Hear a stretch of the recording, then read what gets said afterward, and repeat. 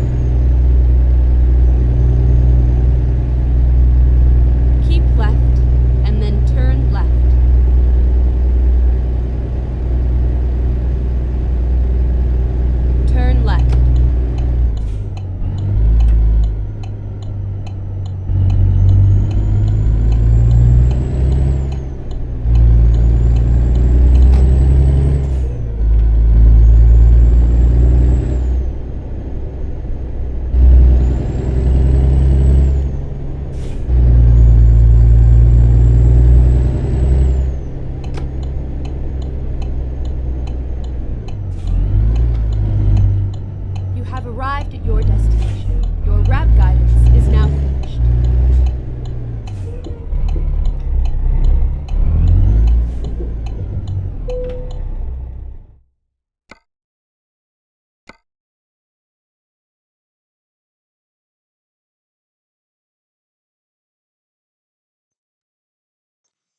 All right. Good evening, everyone. I would like to contact with the Kenworth W900.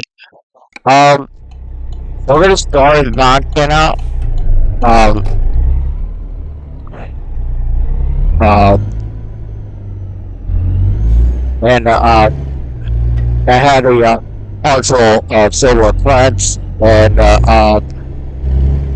so glad everyone in the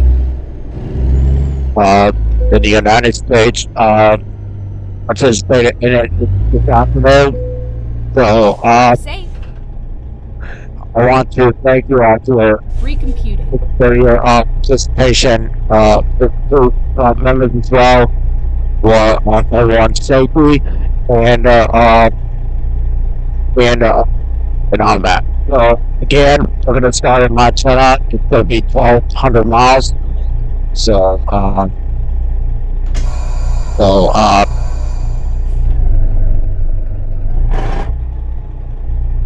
and then I'll be heading up,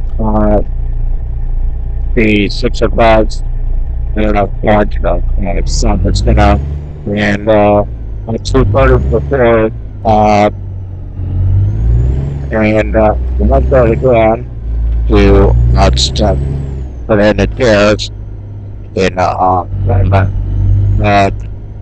we had a half of two clips in the state of Florida and all that.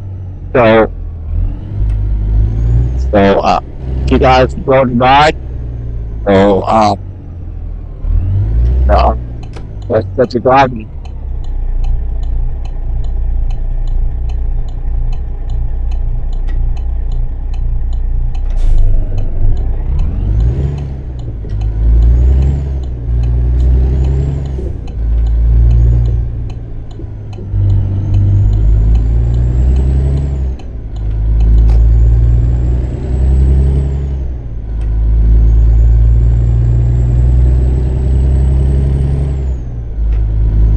Keep right, and then turn right. Turn right.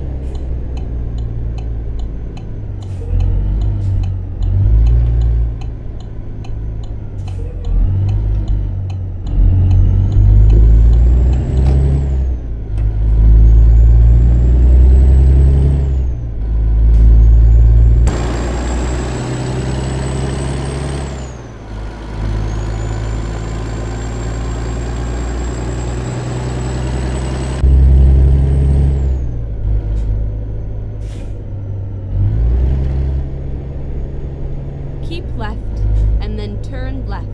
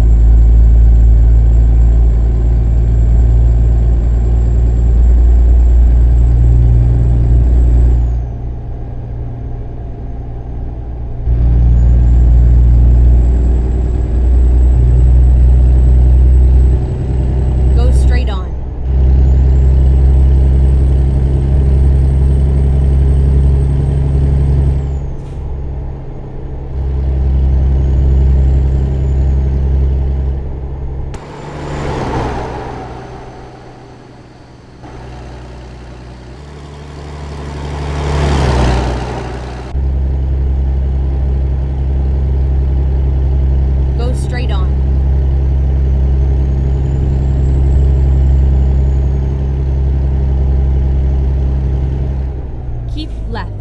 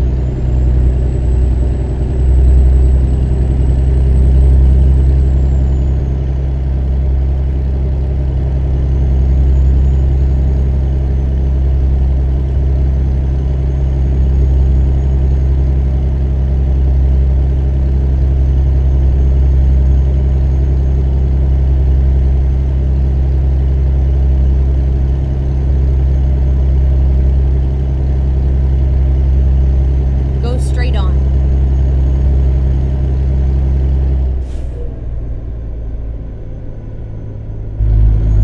Get ready to turn left.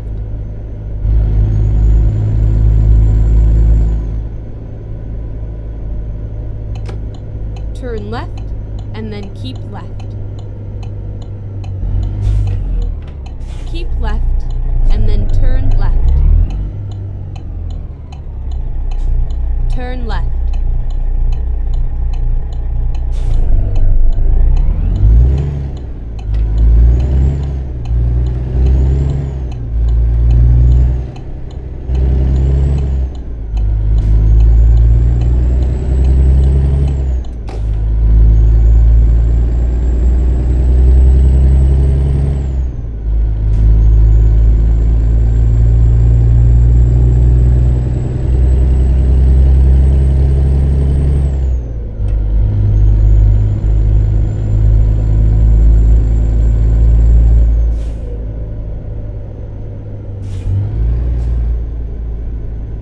Go straight on.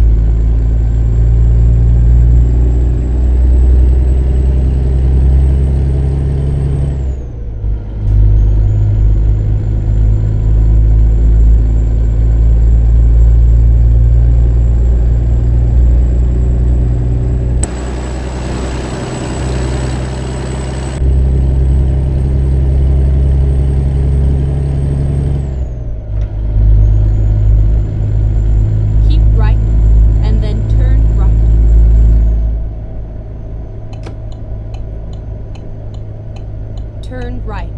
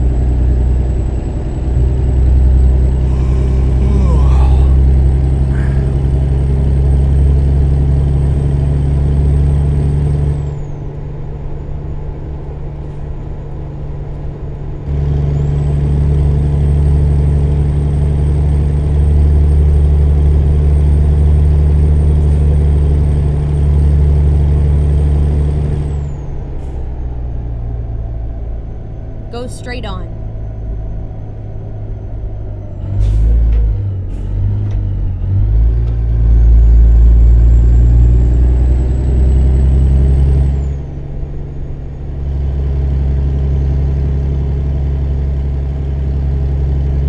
Get ready to turn left.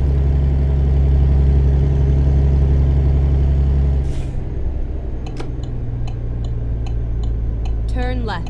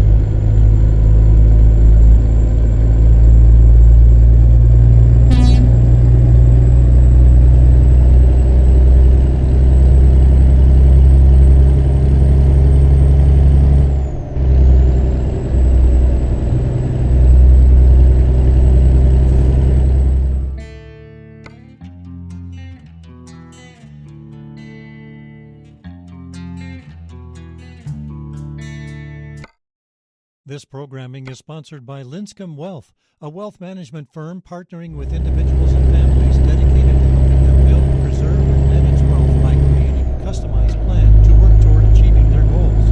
More at linscombwealth.com. Product of the sun's magnetic field, and that magnetic field is changing every day. So the details, Go straight on. the fine structure of the sun's corona is always different. You're describing the corona of each eclipse as its own work of art, basically. Exactly. Yeah. So as you're chasing these eclipses around the world, what is the work?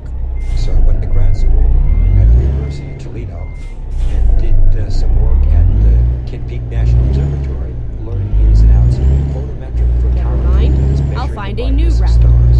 And eventually this led to a job opening at the NASA Goddard Space Flight Center. Get ready And to I turn got left. interested in the idea of predicting eclipses and started studying the mathematics of how to do this.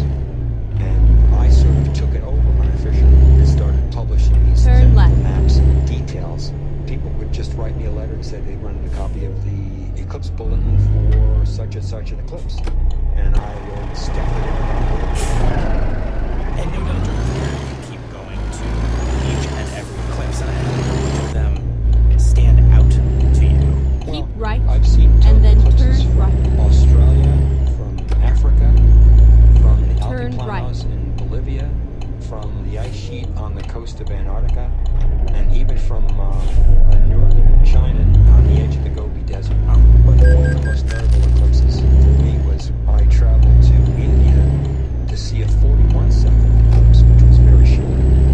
And besides seeing a great eclipse in India, I also met my future wife. Are such an organizing principle in your life. Your life seems to literally orbit around Go them. straight on.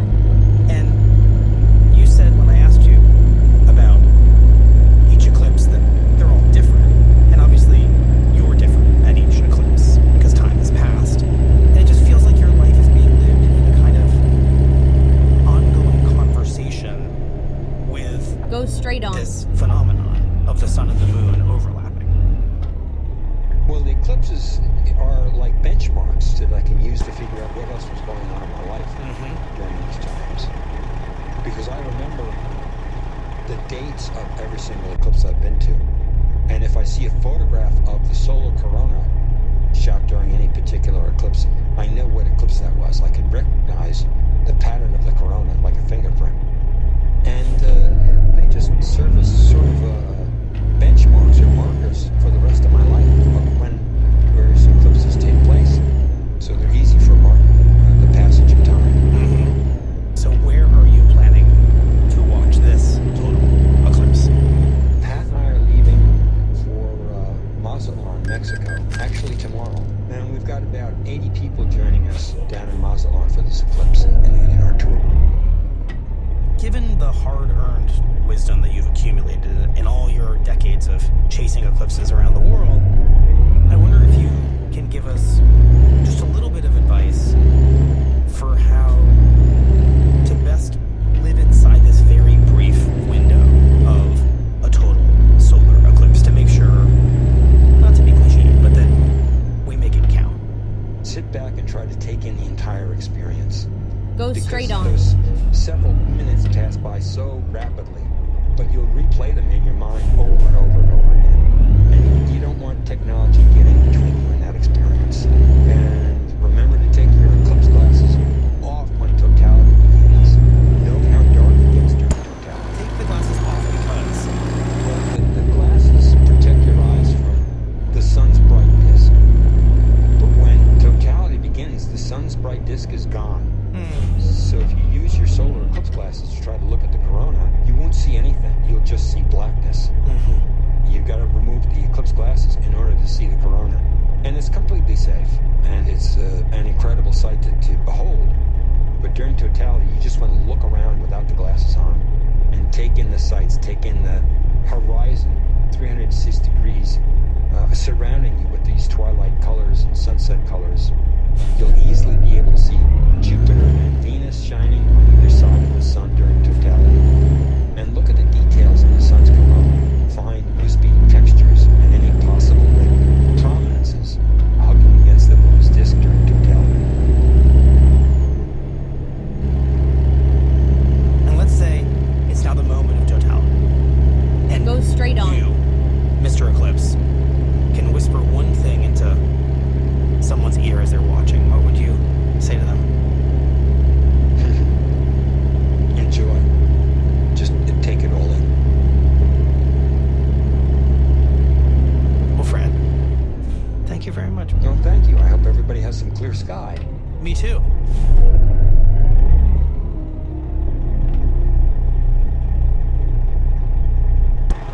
The Daily is supported by Bitwarden, the password manager with autofill to streamline login when there are too many passwords to remember. Bitwarden enables secure access across all accounts and across all devices. Available to download at bitwarden.com. In a world that's constantly changing, we all need to stay smart. Join Kai Risdall and Kimberly Adams as they break down the latest in tech, culture, and the economy. Tune in to Make Me Smart from Marketplace, wherever you get your podcasts. The Daily is powered by the journalism of the New York Times and is distributed by APM, American Public Media. You can go deeper into the stories you hear on The Daily at nytimes.com/thedaily. That's it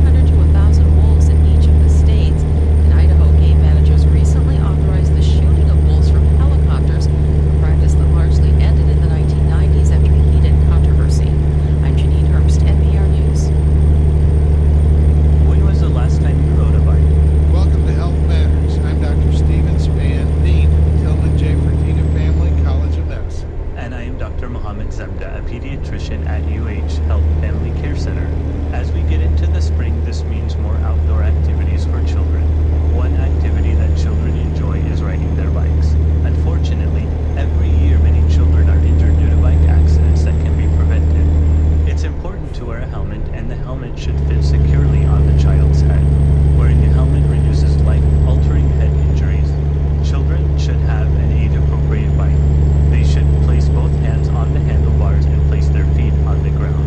When it comes to bike safety, preparation is key, so let us pedal forward with confidence that our children are safe. This has been Health Matters from the Tillman Tino Family College of Medicine. For more episodes, visit HoustonPublicMedia.org/healthmatters.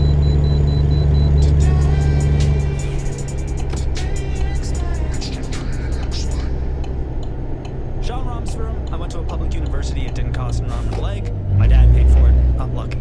Liam Knox is less lucky. I went to Tufts University, the least well-known of the Cambridge, Massachusetts private institutions. His dad didn't pay for it. There are times when I am very grateful for it, and then there's the end of the month when the bill comes in, when I start to regret going to such an expensive institution. And this is why we reached out to Liam. He's now a reporter at Inside Higher Ed, covering admissions and enrollment. And the vibes on admissions and enrollment aren't good. We asked him if it was more than just vibes. It is more than vibes. The vibes, I don't want to downplay the importance of bad vibes when it comes to the enrollment crisis in higher ed, the crisis of confidence in higher ed. American sentiment toward college, toward higher ed is at an all-time low. Is this just a perception that college isn't worth it anymore, or does this bear out in enrollment numbers too? Yeah, it's a huge issue with enrollment, and the two are inextricably intertwined. The enrollment has dropped an enormous amount since the pandemic. There are 1.2 million less students in college than there were in 2019. But even before then, it was falling at a gradual rate. There are a lot of reasons college might feel like a turnoff right now to young Americans, but what reason would you say is foremost on the minds of students when they're making this decision to maybe not enroll? Keep right, Cost. and then Cost is exit the most right. important thing. A Wall Street Journal poll found most Americans don't think college is Exit worth right. the cost. The poll found 56% of Americans think it's a bad idea, compared to 42% who still think it's a good investment. Get ready There's to a lot turn of left. hay made about college's political perception problem, its free speech issues, the things Turn that do left. dominate national media headlines, the things that dominate not just right-wing media, but mainstream media and liberal media as well. Campus culture wars is a ubiquitous phrase these days. But when most Americans say they don't feel confident in the value of college, they're not talking about those issues. They're talking about money. Well, let's just cut straight to the chase here, Liam. Is a four-year college degree worth it? I think the unsatisfying answer is that it depends. It depends on the kind of degree you're pursuing. The college you're attending obviously depends on the cost of the program, how much loans you're going to have to take out. But there are degrees that aren't Go just straight on. worth the investment, but they boost your lifetime earning potential by, 50, 100, 200%. 200. Or up to even higher. There are degrees, particularly in the hard sciences, in engineering, in computer science, that right now are, Keep right, massive and then turn right. socioeconomic mobility engines. And then there are degrees that barely give you a leg up over a high school graduate, at least in the first few years. Turn right. I think I have one of them. Yeah, me too. Me too. It's called being a history major. But the truth is, the question is more complicated than just, is this degree worth it? Or is this degree going to give you a return on investment in earnings? If that were the only question, the answer is an overwhelming yes. But the more relevant and more complicated question here is the value proposition of college, the calculation that takes into account things like debt and opportunity cost, as good as it was 20, 30, 40 years ago? And the answer there for a growing number of Americans is no. It doesn't necessarily increase your wealth. Often it can saddle you with crippling debt. How do we get here? Because college used to just be a widely perceived and agreed upon good deal. A quicker way to the middle class, if not the upper middle class, if not wealth. It's a long story. I'll try to keep it short. From its earliest days, higher education in America was always an ivory tower. It was essentially an extension of boarding schools for the wealthy elite, or they Keep were professional right, schools and for then turn professions like teachers, the clergy, things like that. That's the history of a lot of institutions in America. Turn right. That changes around World War II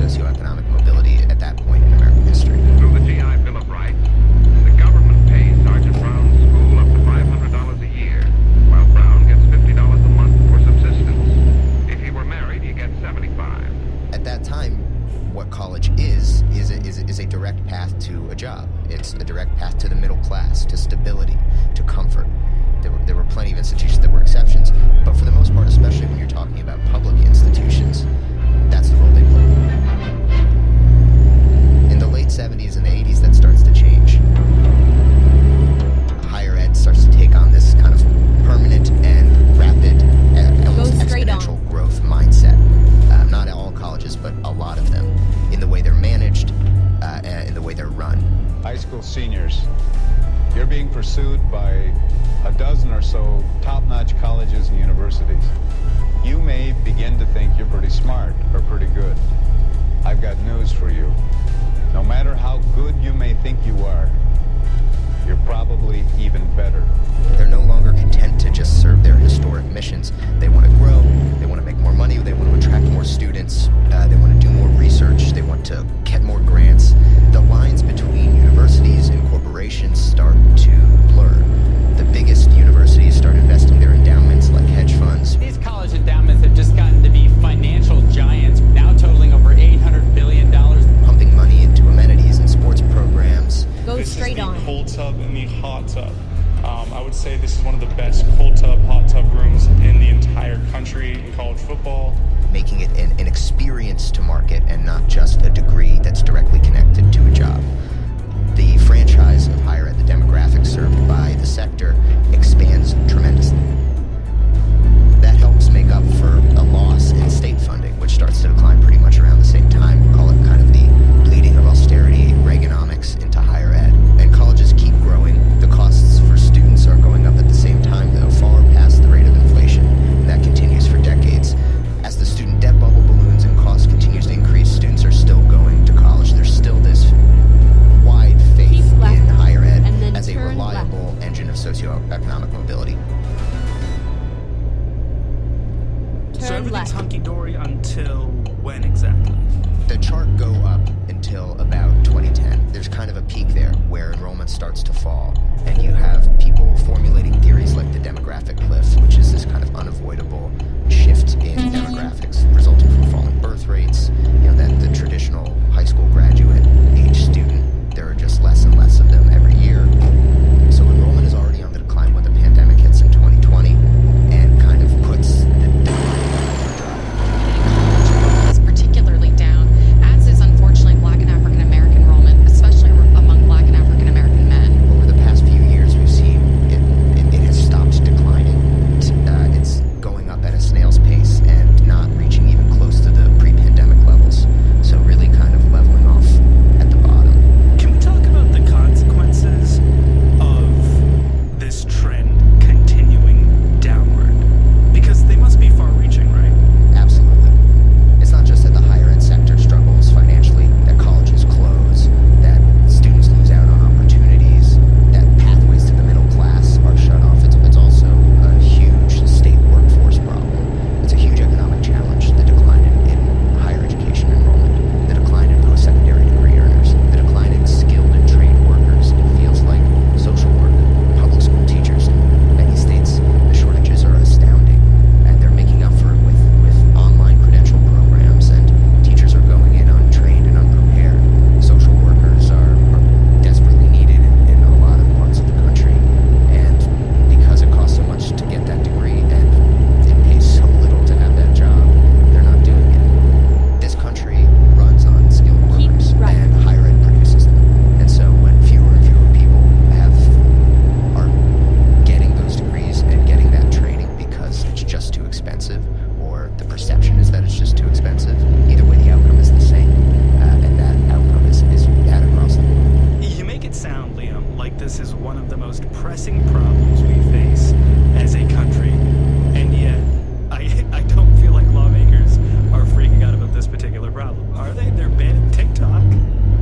Yes, at the national level, lawmakers are freaking out about all sorts of things when it comes to higher ed, about campus speech, and about campus anti-Semitism, and about DEI, and the thing that gets left out of the picture Get ready is to turn left. the very future and existence of these colleges as public institutions of public good.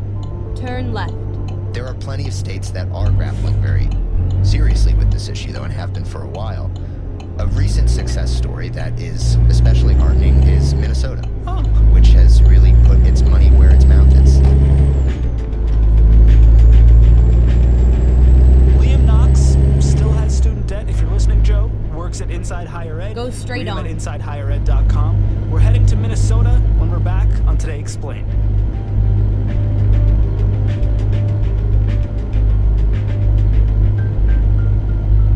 Today Explained is supported by Progressive Insurance, presenting Progressive's Name Your Price tool, which shows customers coverage options that fit their needs. More at Progressive.com or 1-800-PROGRESSIVE.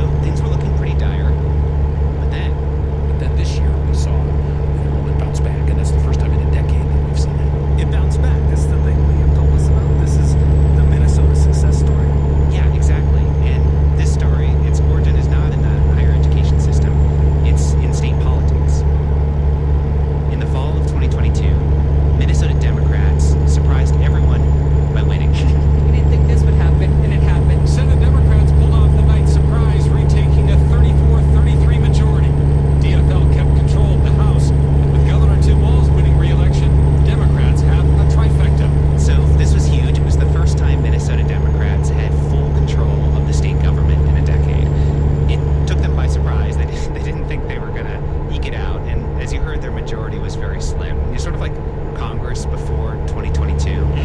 But instead of getting bogged down trying to satisfy Joe Manchin types, this is a no. Minnesota went on this progressive speed run. They codified abortion. They legalized marijuana, guaranteed paid sick leave, and they pumped a ton of money into higher education. Nice. Gene Pulaski spearheaded that initiative. He's the chair of the Minnesota State House Higher Education Committee. He told me that the state had been underinvesting in its colleges and universities for years. We had two things. The first was, in some cases, it was a revelation of just how much we had declining enrollment. Go straight Secondly, on. we were looking at the need. We have a crime need in Minnesota, and I think across the United States, for workers. So the goal was then, how do we turn the declining enrollment around, and then also how do we invest in the way where we're going to get skilled workers. Get ready. So, Right. Minnesota lawmakers were tackling this problem that Liam brought up in the first half of the show, which is this growing Turn shortage right. of skilled workers. And their investment pays for two big things: tuition freeze at most public schools and a scholarship program called North Star Promise, which pays college tuition and fees for any Minnesota resident who wants to go to an in-state college and whose household makes less than $80,000 a year. Okay, so two things here. They say, let's stop raising tuition, let's help people pay tuition. Sounds pretty common sense. How's it going? Yeah, well, it's still early. You know, the North Star Promise is going to start paying for kids' tuition this fall. But there's already kind of tentative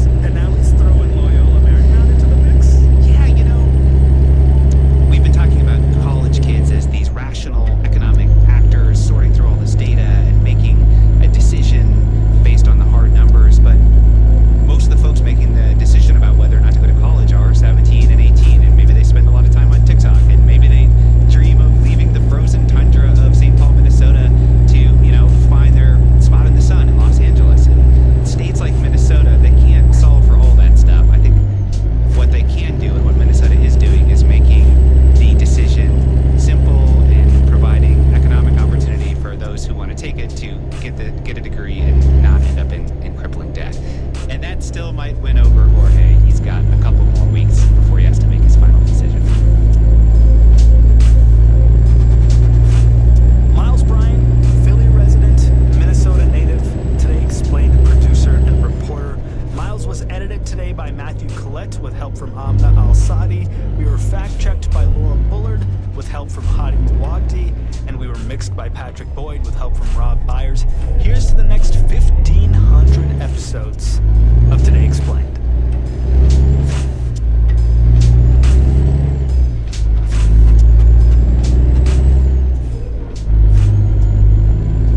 This week on This American Life, Paul's a New York cop, and he pulled a double shift.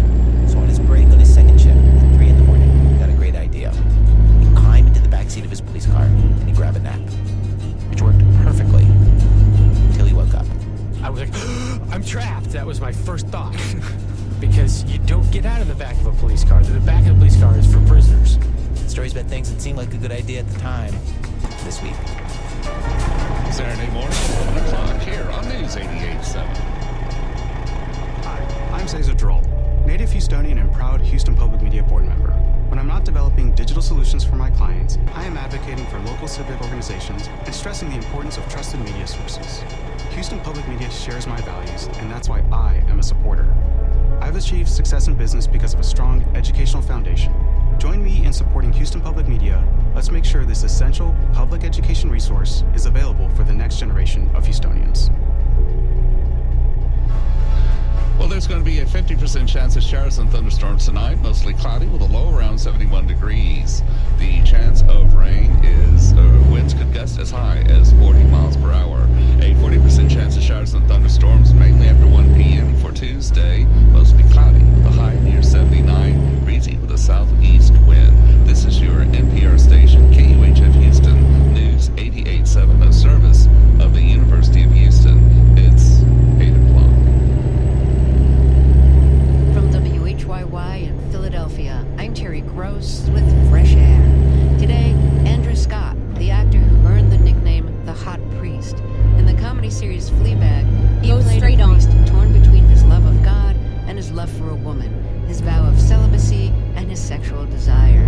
Now he's starring as a con man with no conscience in the new Netflix series Ripley, an adaptation of the Patricia Highsmith novel The Talented Mr. Ripley. Right. Scott became known in America for his portrayal as Sherlock Holmes' nemesis Moriarty in the British series Sherlock. Turn right. Later, Lloyd Schwartz reviews a collection of soundies, kind of a forerunner of music videos. Soundies were a short-lived phenomenon in the 1940s of 3-minute music performances on film that you could play on a type of jukebox with a screen. This is where it ends. First News. Live from NPR News in Washington, I'm Jack Spear. Millions of people across the country witnessed a rare total solar eclipse today. For many, it was a once-in-a-lifetime celestial show. Your Scott Newman reports from Muncie, Indiana, where people from as far away as Colorado gathered for the event. It had very much the feeling of an outdoor concert or a block party on the grounds of the Minnetrista Museum and Gardens in Muncie, where a few hundred people had gathered to watch the eclipse. But when it started to noticeably darken and the temperature fell, eager eyes turned skyward. Heather Helmuth drove down from Michigan. Oh my God, that was the coolest thing ever. I was trying to explain to my parents up in Minnesota what it feels like, but you can't describe it. It was very cool. A few people here were so impressed that they were already talking about a vacation in Spain to see a total eclipse in 2026. The next opportunity in North America won't come for another 20 years. Scott Newman, NPR News, Muncie, Indiana. President Biden traveled to Wisconsin today, where he detailed his Okay, latest effort here we to go. forgive student loan debt. Last year, the U.S. Supreme Court blocked Biden's proposal to erase hundreds of billions of dollars worth of debt. NPR's Clue. The proposed plans seek to send to 4 groups of student loan borrowers. Those who owe more money now than what they initially took out. Borrowers who started repayment more than 20 years ago. Those who are already eligible for existing forgiveness or discharge payments that haven't applied yet. And borrowers who are experiencing economic hardship. Another focus of the plan is to reduce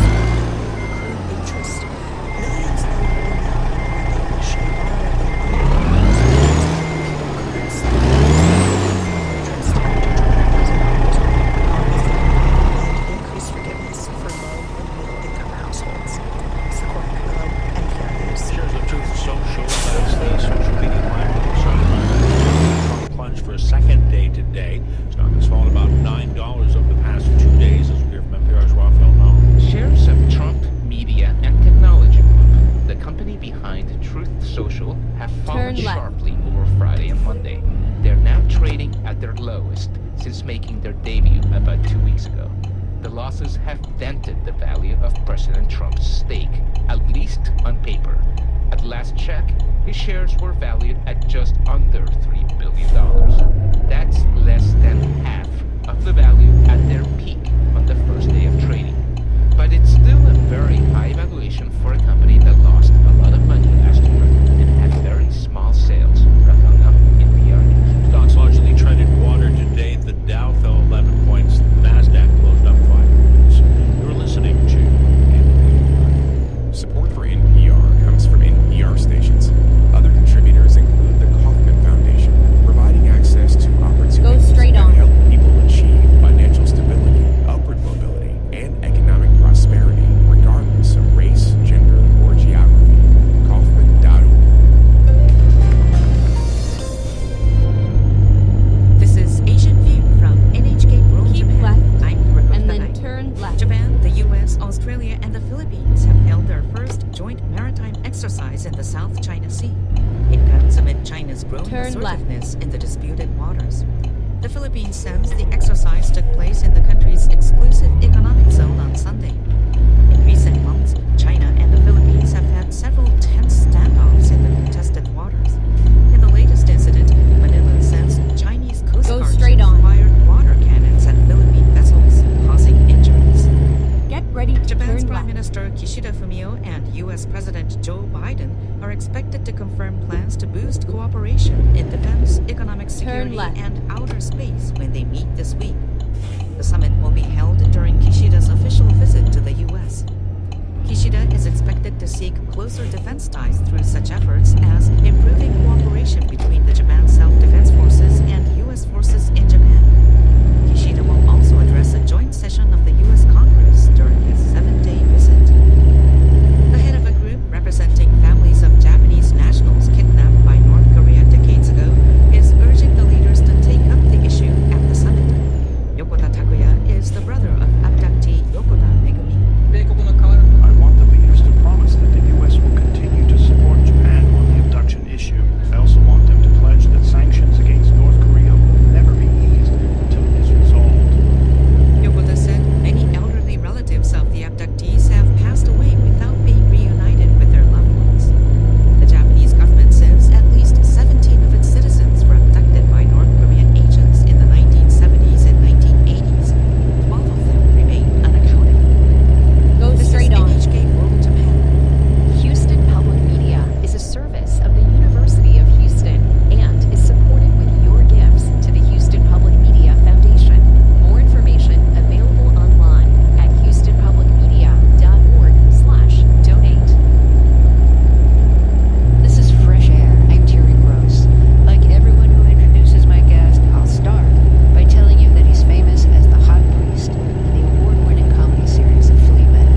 That priest is torn between his vow of celibacy and his love for a woman who loves him.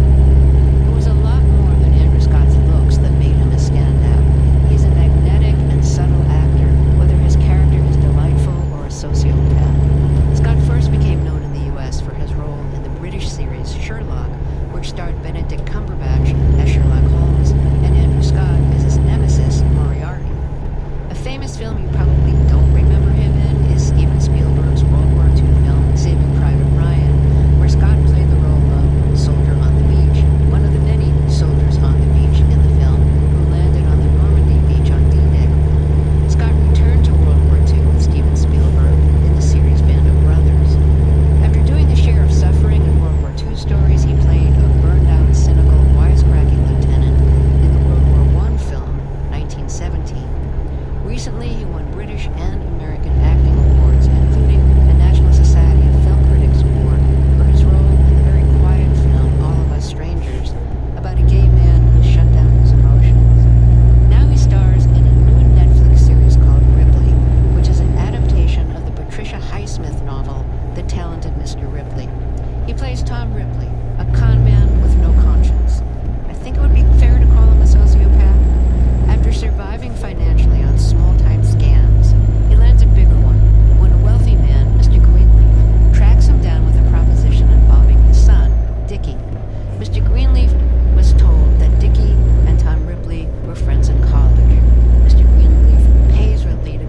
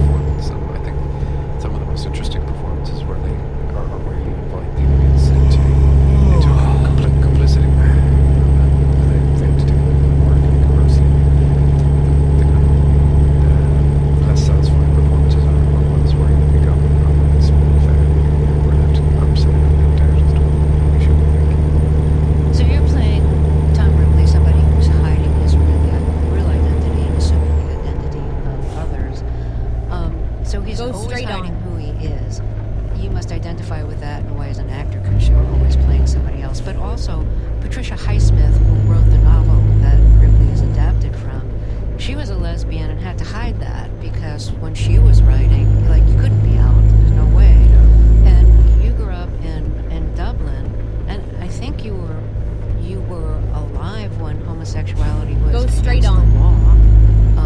So, like, she knew stuff about hiding. You knew stuff about hiding. You know, your identity, or you knew people who probably had to hide their identity. So, do you feel that sense of hiddenness in the portrayal? Yeah, I do. I absolutely do. She's definitely talking about murky times. Get ready to Society. turn left. A lot of the stuff is coded. And there's certainly stuff that she can't speak explicitly about. Turn left. And I think she uses Tom Ripley as her sort of imp. She really adored the character. And so, yeah, I do understand that feeling of hiding.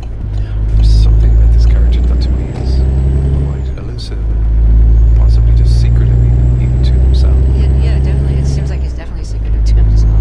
Yeah, there are so many of us, and I think this is the reason why the character is so enduring. That are strangers to ourselves, you know, that we do things that aren't necessarily murderous, but that we do things we think I have absolutely no idea where that came from, or there's parts of us that are mysterious to ourselves. And I think that's true of Tom. He certainly works as a con artist, and I think he's fluid. He's a kind of fluid character, and he certainly isn't a natural born killer, and he certainly isn't a natural murderer. He doesn't like blood. He's invited to go to this with this task. It's not something he seeks out himself. But to me, I think a lot of what she's talking about is class. You know, we see this very talented, isolated man who has been given no access to any of the people Go despite straight being on. extremely gifted, and he lives in a rat-filled boarding house in the Lower East Side. And then he's transplanted to a beautiful country where he's very entitled. People who have the talent that he has are exposed to everything. And I think a sort of rage emerges in him that he's hitherto sort of unaware of. And I think it also might unearth the sort of sexuality within him, possibly, that he's uncomfortable with, and envy and kind of passion. The film is shot in black and white, and it's really exquisite. Like every shot could be a beautiful still photograph if you just stopped and looked at the frame. And I'm wondering what it was like to shoot that way, because just setting up the lighting and the composition, it's so carefully and artfully done. So did that mean a lot of time waiting for? It absolutely did. Yeah. Yeah, it did. Yeah. And did you have to be aware of exactly how the lighting was, so the shadows would fall exactly right? To a certain extent, I certainly knew that Steve Zalian, our director, was very concerned with how the imagery looked. Go straight on. He was very fastidious about that. So yeah, it did involve a lot of waiting around, and one of the challenges of the character is, of course, that he's isolated. You know, he shot it towards the end of the pandemic, and I certainly think that the atmosphere, on the set and in the world at the time definitely permeated the feeling that I had in the process, and probably in the performance to some degree. Well, let me reintroduce you here. If you're just joining us, my guest is Andrew Scott. He stars as Tom Ripley in the new Netflix adaptation of The Talented Mr. Ripley. The series is called Ripley. He played the priest in the series Fleabag. We'll be right back.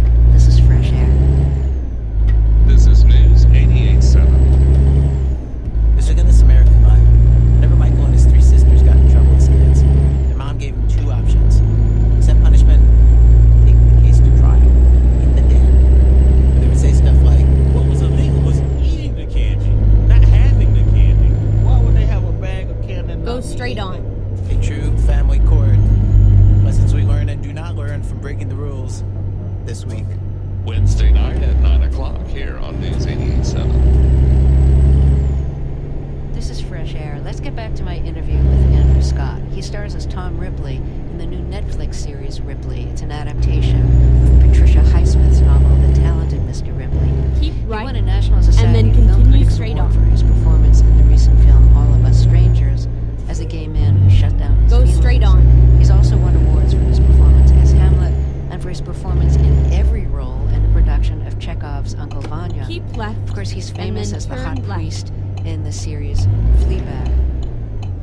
So you may be tired of talking about your role in Fleabag as a priest. Okay, as a priest torn between your commitment to the priesthood and your love for the main character, the woman nicknamed Fleabag, torn between your commitment to celibacy and your own sexual desire. And it stars Phoebe Waller-Bridge, who also created and wrote it. And she plays a single woman who really loves sex and has had a lot of partners, but isn't really in love until she meets you. And you're a priest who performs the ceremony for Fleabag's father's second marriage. She falls in love with you, you're drawn to her, but you're a priest. You become good friends, and she started to hope that you'll leave the priesthood and be with her. And I want to play a scene in which she's visiting you at the parish in the evening, and the scene starts inside and then moves outside, so we just did a bit of editing to edit together those two parts of the scene. So let's hear that. Phoebe Waller-Bridge as Fleabag speaks first. So I read your book. Okay. Well, it's got some great twists. But I couldn't help but Keep right just and then continue straight on. Okay, sure. So the world was made in 7 days. Go straight on. And on the first day, light came, and then a few days later, the sun came. Yeah, that's ridiculous. Would you believe that? It's not a fact. It's poetry. It's moral code. It's for interpretation to help us work out God's plan for us. What's God's plan for you? I believe God meant for me to love people in a different way. I believe I'm supposed to love people as a father. We can arrange that. I'll go up to 3. It's not going to happen. 2 then. Okay, 2. Go straight on. Do you think I should become a Catholic? No, don't do that. I like that you believe in a meaningless existence. And you're good for me. You make me question my faith. And? I've never felt closer to Go God. straight on. That's Phoebe Waller-Bridge and my guest, Andrew Scott. That's such a great role and such a great performance. Did you ever know a young priest as attractive as you were? That's very kind and also impossible to answer. Yeah, no, I completely right. adore Phoebe and... But wait, let's not avoid the question here. We'll take out the comparison to you, so you don't have to worry about being humble here. But did you ever know a young, very attractive priest? Keep left. No. And then turn the left. priests that I knew were not young or attractive. Right. You were raised Turn Catholic left. in Dublin. What was the role of the church in your life? Well, I think